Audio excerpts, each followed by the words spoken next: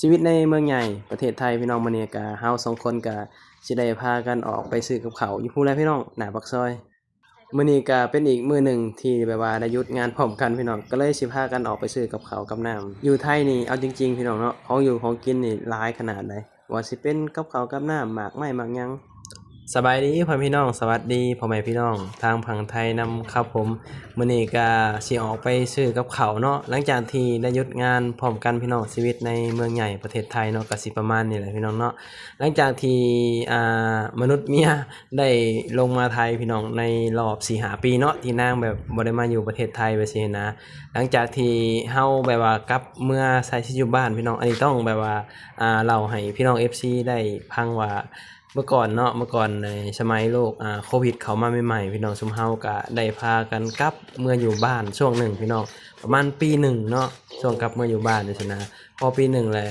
พากันตัดสินใจแบบว่ามีลูกว่าซี้นะพี่น้องพอมีลูกปุ๊บทุกสิ่งทุกอย่างมันเปลี่ยนพี่น้องแล้วก็โควิดมันผ่านไปแล้วอีหยังมันก็เปลี่ยนเนาะอยู่บ้านเฮาตามชนบทสปลาวนี่มันใช้ชีวิตค่อนข้างที่จะยากขึ้นไปซี้นะหลังจากที่โควิดผ่านไปแล้วนะพี่น้อง1มาแน่นอนแหละเนาะค่าครองชีพมันสูง2มาก็คือแบบว่าเงินมันเฟ้อไปซี้นะแล้วบ่อนหาเงินรายได้มันก็บ่มีเฮาก็เลยตัดสินใจมาทำงานอยู่ที่ประเทศไทยใหม่ไปซี้นะครั้งแรกเฮาลงมาคนเดียวได้พี่น้องเนาะคือนี่คือแบบว่าเมียเฮานี่เพิ่งลงมาเนาะตอนนี้ก็ใกล้สิแบบ2 เดือนแล้วไปซี้นะเพราะว่าเฮาลงมาคนเดียวมาหาเงินแล้วก็ส่งมาให้ลูกแบบค่านมค่าแพมเพิร์สนู่นนี่นั่นอะไรพี่น้องเนาะคือเด็กน้อยสมัยนี้เอาจริงๆเนาะพอเกิดมาแล้วก็ค่าใช้จ่ายมันก็ค่อนข้างที่จะหลายแล้วเฮาก็เข้าใจเนาะว่ายุคสมัยใหม่แบบซี้นะมันบ่คือรุ่นสมัยแบบว่าพ่อแม่เลี้ยงซุมเฮามาแต่น้อยๆสิบ่ได้ใช้เงินใช้ทองอะนะส่วนหลายก็สิแบบกินข้าวกินน้ำหรือว่าของอยู่ของกินก็กินตามธรรมชาติแต่พอยุคสมัยนี้พี่น้องอ่เกิดมาก็ต้องใช้เงินแบบซี้นะเฮาก็เลยแบบตัดสินใจมาหาเงินคนเดียวแบบซี้นะแล้วก็เมียก็ได้ตามลงมาพี่น้องมาหาเงินช่วยกันแบบซี้นะเฮาก็บ่อยากให้ลงมาดอกพี่น้องเนาะก็คืออย่างที่เห็นนั่นแหละที่ผ่านมาเนาะลงมาครั้งแรกก็คิดฮอดลูกแฮงร้องไห้พี่น้องเอ้ยก็สงสารเนาะแท้จริงแล้วก็บ่อยากให้ลงมาดอกแบบว่าสงสารแบบว่าคิดฮอดลูกบ่อยากให้ห่างกันจังซี้นะแต่ว่าด้วยความมันจำเป็นพี่น้องแล้วก็เฮาก็พากันคิดว่าวันเวลามันก็บ่เคยท่าเฮาแบบซี้นะถ้าเกิดว่าเฮารอไปเรื่อยๆแบบซี้อายุเฮาก็หลายขึ้นแบบซี้นะแล้วทุกมื้อนี้เนาะอีกทุกสิ่งทุกอย่างมันใช้เงินแบบซี้นะเฮาก็เลยมานั่งมาคุยกันมาหยังกันแบบซี้นะโทรคุยกันว่าเฮาแบบว่าบ่ได้แล้วแบบว่ามาหาเงินคนเดียวพอแต่ได้ส่งให้ลูกเงินเก็บมันก็ได้ถามว่าได้บ่เงินมาทำงานอยู่ไทยได้เด้พี่น้องแต่ว่ามันได้น้อยเนาะเพราะว่าได้น้อยหยังเพราะว่าค่าใช้จ่ายเด้พี่น้องค่าใช้จ่ายเฮาส่งกลับบ้านค่าห้องแบบซี้นะมันก็เลยเฮ็ดให้เฮาแบบเก็บเงินได้ช้าแรงแบบซี้นะก็เลยพากันคุยกันว่าให้เมียนี่ลงมาแบบซี้นะเมียก็อยากลงมาหาเงินช่วยนั่นแหละพี่น้องก็เลยตัดสินใจลงมาพี่น้องเนาะตอนนี้เฮาก็มาฮอดตลาดแล้วก็ก่อนสิไปซื้อกับข้าวนางว่าอยากขอแบบว่าทำบุญก่อนใส่บาตรก่อนก็เลยว่าทำก็ทำก็เลยสิพากันใส่บาตรก่อนแล้วก็เฮาก็สิพากันไปซื้อกับข้าวบัดนี้เนาะก็มีหลายอย่างพี่น้องที่เฮาจะใช้เนาะเดี๋ยวใส่บาตรแป๊บหนึ่งพี่น้อง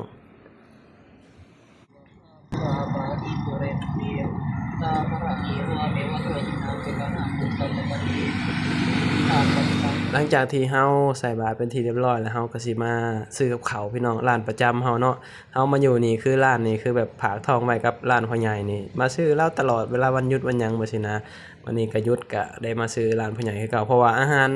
ร้านพ่อใหญ่เนาะแบบว่ามันเป็นอาหารที่แบบว่าถูกปากเฮาแบบซี้นะเป็นอาหารลาวอาหารอีสานแบบซี้นะพี่น้องมีปิ้งไก่ต้มแกงแบบซี้นะส้มตำแบบซี้นะลาบพวกก้อยพวกลาบแบบซี้นะมันก็เป็นอาหารที่แบบว่าเฮาแบบกินอยู่แล้วอยู่บ้านเฮาแบบซี้นะ เฮาก็เลยเป็นลูกค้าประจำพ่อใหญ่ตลอดพี่น้องมาซื้อจนว่าเพิ่นจำหน้าได้แหละพี่น้อง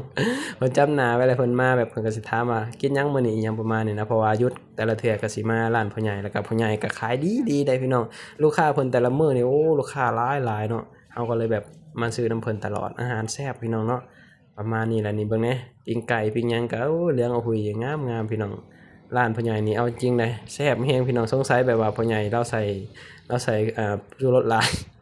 มาพี่น้องบ้านนี้หลังจากที่เฮาซื้อกับข้าวแล้วเฮาก็สิมาซื้อรถพุ่มพวงรถพุ่มพวงก็หลายพี่น้องเบิ่งแหน่เต็มรถเนาะบ่ฮู้ว่าสิซื้ออิหยังของก็หลายถุงหนึ่ง20 บาทเนาะนางก็สิหาเลือกแบบหมากมุงหมากไม้เฮาว่าดีได้พี่น้องเนาะเฮาอยากกินหยังเฮาก็ได้กินนะอยู่ไทยไปซี้นะเพราะว่าของอยู่ของกินนี่ยอมรับว่าอยู่ไทยนี่หลายพี่น้องบ่จักกับข้าวกับน้ำหมากไม้หมากหยังบ่ซี้ ยอมรับว่าหลายของอยู่ของกินอยู่ที่ประเทศไทยก็มาใช้ชีวิตอยู่ไทยนี่เอาจริงๆมันก็สะดวกสบายเนาะเพราะว่าเฮามีเงินมีงานทำจังซี่นะพี่น้องไปบัดนี้กลับพี่น้องพากันกลับแล้วก็สิได้แบบพักผ่อนพักหยังกันเนาะวันหยุดก็เฮาก็บ่ค่อยได้ไปทางใดดอกพี่น้องส่วนหลายก็สิพักผ่อนจังซี่นะเพราะว่าเมียก็หยุดเมียเฮาทำงานบ้านเนาะพอทำงานบ้านแล้ว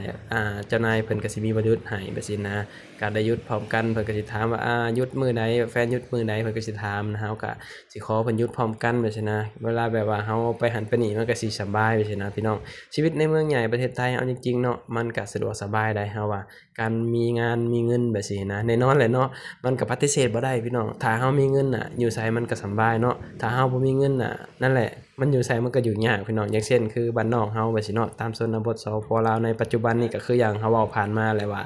ปัจจุบันนี้ตามชนบทสปปลาวมันก็ใช้ชีวิตก็ค่อนข้างที่จะยากขึ้น1มาก็คืออย่างที่เฮาเว้าว่าเงินมันก็เฟ้อ2ค่าของชีพมันก็สูงขึ้นมันก็เลยใช้ชีวิตยากเฮาก็เลยแบบว่าสามารถที่จะใช้ชีวิตอยู่บ้านเฮาได้จังซี่นะก็เลยพากันมาหาเงินหาทองมาอาศัยประเทศไทยเป็นบ่อนทำมาหากินเนาะก็ขอบคุณได้สำหรับเฮาคิดว่าประเทศไทยเป็นเหมือนแบบบ้านหลังที่2เนาะเฮารู้สึกว่าเฮาขอบคุณตลอดขอบคุณแบบว่าหลายๆอย่างที่แบบเฮ็ดให้เฮามีทุกมื้อนี้แบบซี้นะคือแบบมีนั่นมีนี่ก็เพราะเฮามาหาเงินอยู่ที่ประเทศไทยแหละมาใช้ชีวิตอยู่ไทยมาหาเงินอยู่ที่ประเทศไทยแบบซี้นะเฮ็ดให้เฮามีชีวิตที่ดีขึ้นแบบซี้นะอยู่บ้านเฮาแน่นอนแหละพี่น้องอยู่บ้านเฮามันก็ตามบ้านนอกอะเนาะตามชนบทแบบซี้นะงานการมันก็บ่มีดอกส่วนหลายก็พอแต่ได้อยู่ได้กินแบบซี้นะแต่ยุคสมัยมันเปลี่ยนเฮาก็ต้องปรับเปลี่ยนไปตามยุคตามสมัยเฮาเชื่อว่า